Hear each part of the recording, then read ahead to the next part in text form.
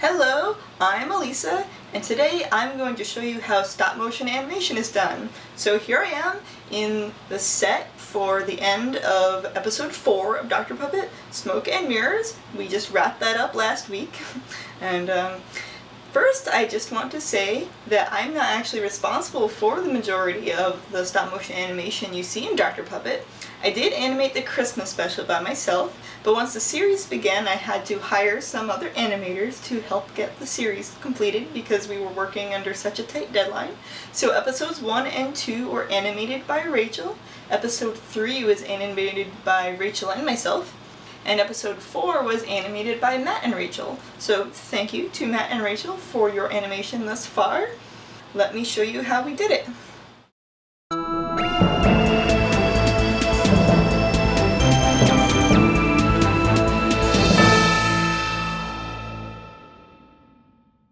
So as I said, this is a setup for Dr. Puppet episode 4, Smoke and Mirrors, which was shot entirely against either a green screen or a solid white background.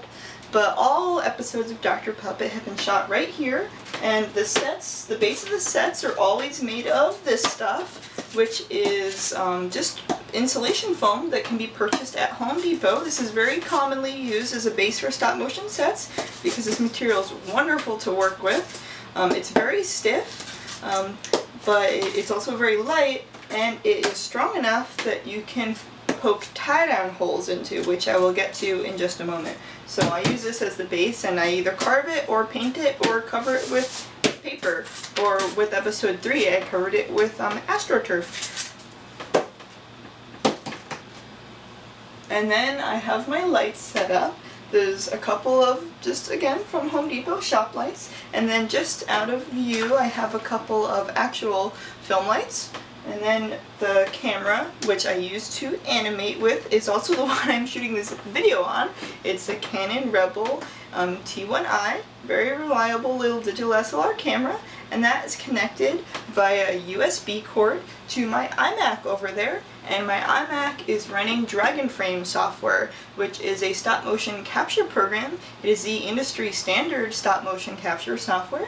It's used to create almost any stop motion animation project you've seen in the last couple of years. Big movies like Coraline and Paranorman were made with that exact same software, as were probably any stop motion commercial or music video you've seen. So that's pretty neat. Highly recommend investing in a copy of Dragonframe, which is quite affordable if you are going to create some stop motion animation yourself. Also a digital SLR camera, quite important.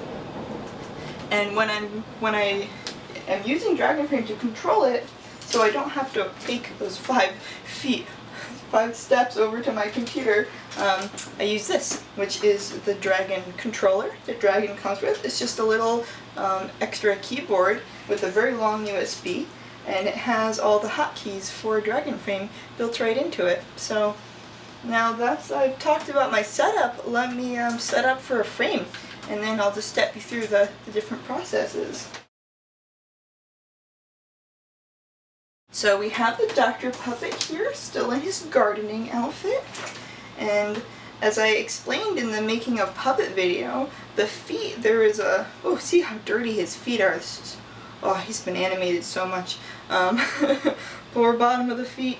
You can see the bottom of the feet, there is a little hole in there, and inside of the foot is embedded a nut, which allows him to stand because I'm going to put a bolt through the set and into that nut that's embedded in his foot, like this. So, as I mentioned, because this set is made of foam, I can actually just poke a hole in this. Some people do use wooden sets, which are stronger, but then you would actually have to have a drill to drill up through it. I like this foam because I can just use a pokey thing like this. It's just a little pokey file, and we're gonna tie him down. So I've decided that we're gonna tie him down here. So I'm just going to make a hole in my set and line him up, and then this is what's called a tie-down. So this is a piece of threaded rod, again purchased at Home Depot, which I cut to size using a jeweler's saw. I put a little handle on the end so I could hold it easier with plumber's epoxy, all materials I talked about in my puppet making video. There is a washer on it, as well as a wing nut, and those are to tighten his foot up onto the set. So we'll just get this a little bit closer. I think that would be good. So I have to go under the set and push that tie down through the bottom of the set. So whoop, there we go. Usually makes a pretty good hole. So there's our tie down appearing right there. And now we're just going to put his foot on it and line that up, and then I am just going to use that little handy handle to screw that into his foot. Alright, so once I feel like it's in there pretty far, and ooh, nope, that's not good. Alright, so once I feel like it's in his foot pretty good, in there, I'm feeling that his foot's getting stuck on there. That feels pretty good. So now I'm going to tighten that wing nut up onto that washer, and his legs are strong enough that we can actually put him in a very off-balance pose. So now my puppet is standing on the set all by himself, because of course puppets cannot stand by themselves. They must be tied down. So I could tie his other foot down, but I like this position. I think this suits him really well. So we're going to just leave him like that. So if this was our first frame, dragon controller. I'd use my dragon controller, and this button here, the enter button, that would allow us to capture our first frame. Oh, see? Just like that, we've now captured our first stop motion frame.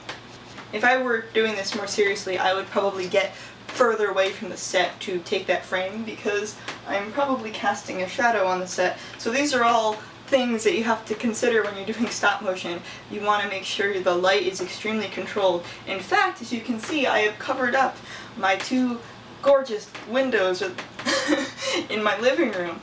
I have a gorgeous view of Brooklyn. I'm actually on the 7th floor, so I have this beautiful view of Brooklyn, which is completely covered by this set. The things I give up to make Dr. Puppet. But the reason those windows are covered is because I must control the light. The only light I want on the set, or only shadows I want on the set, are the ones that I put there with these lights. So that would include myself. If you were wearing a bright white shirt or a light colored shirt and you were standing too close to the set, you would actually be reflecting light onto it. And if you were moving around while you're taking your frames, you could actually see the flicker that you were creating on the set. Also, if you were standing in front of a light, you might be casting a shadow. So these are all things to consider when you're doing stop motion. Having said all that, let's say that we have just taken our first successful frame. So now we're going to just pose the Dr. Puppet into something different. So maybe we'll move his arms down a bit. We'll move him forward a little bit, move his head out so he's just diving a little bit maybe. And let's say we want to change his mouth. He's got a wide open mouth, maybe we want him to close his mouth. So, as I said in my puppet making video, the mouths are actually just stickers. And it's held on with just a little bit of beeswax bought at the craft store. So I've just gone and removed this big wide open mouth. Let's put a closed mouth on there. So here in my handy little plastic sheet, I have all my different mouths that have been used in all the different episodes so far. Here's a closed mouth. We're just going to stick that on there. Yeah, so there we go. That looks pretty good. So wait for him to stop bouncing, and we'll shoot our next frame. That fake camera sound lets you know that the frame has been taken. So we could keep doing that, and if we did that 12 times, we would have 1 second of stop motion animation. Stop motion can be shot on basically any frame rate. I'd say that 12 frames a second is probably the most common. That's also called twos, because traditional film is shot on 24 frames a second, so 12 frames a second would mean that you're doubling up your frames. That's fairly typical for stop motion, but some features do shoot on full 24 frames a second, also called ones, but most television or lower budget productions would primarily shoot on 12 frames a second. And you rarely shoot under that because it just gets too jerky. Yeah, so if we could repeat that a whole bunch more times, and we could create a full shot, which I won't do now. And instead, I'm going to show you some time-lapse footage that was taken during the making of episode 3, when Rachel and I were animating that episode, The Doctor in the Garden. So I'm just going to show you that that footage, which was shot with my iPhone using a time-lapse little app called Lapse It Pro, which I highly recommend. And I'll just explain how we went about making those shots, and then I'll also show you the finished animation afterwards. So this shot is being animated by Rachel. This is where the 11th Doctor is walking across the garden, sneaking across the garden, to get to that door so he can escape before the 9th Doctor sees him. So you can see he's walking very slowly, and Rachel's putting him in a lot of different poses, and there his foot is down, and that foot needs to get tied down, and there I'm coming in to actually help, because this is a very deep set, so it's nice to have an extra set of hands to help tie the feet down, because it's very hard to reach. So this shot, you'll see, as you have seen in the other shots, that there's some tinfoil on the ground. What that does is it reflects light up onto the puppet to fill in some of the darker shadows under their chin in different places. So this is a shot where he's going to reach for his hat and the pitchfork, and how those are attached to his hands is I actually just glue them on with super glue, which works really well, but it actually does mess up the paint and the rubber on the hands. But that's fine, because I usually go through a set of hands and arms about once per episode anyway, so that's par for the course.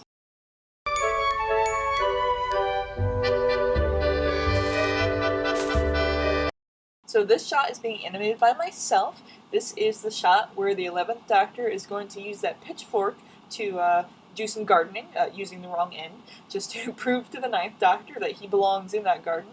But you'll see that the pitchfork is not actually touching the plants. I'm the one touching them to make the move there, and the reason for that is, as I said, this set is very deep, so he actually was pretty far away from those plants. So, but the way I positioned the camera there, it made the set look a bit flatter, so it was completely convincing that he was in fact touching those plants.